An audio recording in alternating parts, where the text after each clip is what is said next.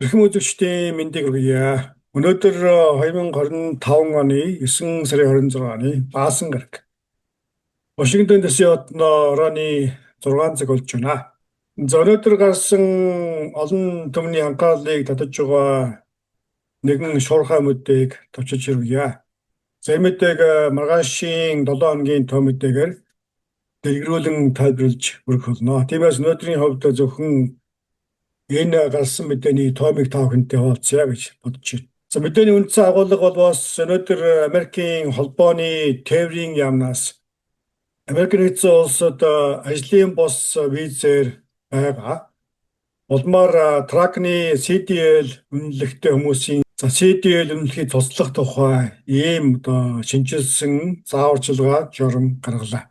За өдөрт мэдэж байгаа Трампын засгийн хувьд бол гадаадын иргэдийн CDL эрх авч байгаа энэ байдлыг хязгаарлах, зохицуулах ийм бодлого барьж байгаа. За үүний зэрэгцээгээр гадаадын иргэд CDL үнэлэхтэй улмаар зам тээврийн ноцтой асуудал гаргаж байгаа тохиолдол гарч байгаа. За үүний улмаас тракны бизнес эрхэлдэг CDL үнэлэхний олголтыг чангатгах ийм бодлого хэрэгжиж байгаа юм.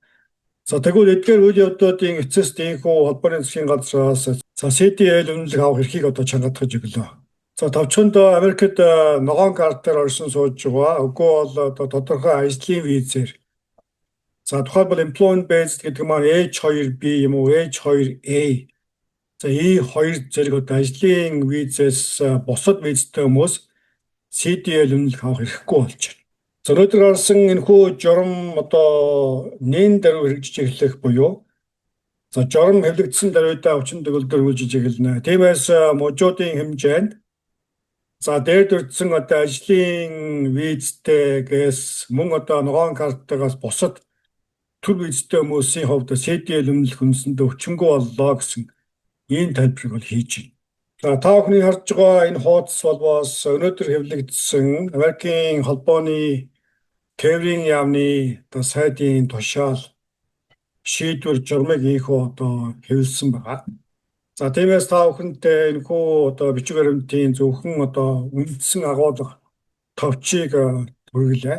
Маргаашийн 7 хоногийн төв мэдээгээр за үүнд гарсан нэрвэжсэн заавар журам зэргийг дэлгэрүүлэн тайлбарлаж өргөх болно. Анхаарлаа хандуулсан үзэгчдтэй баярлалаа. Маргаашийн мэдээгээр уулзъя.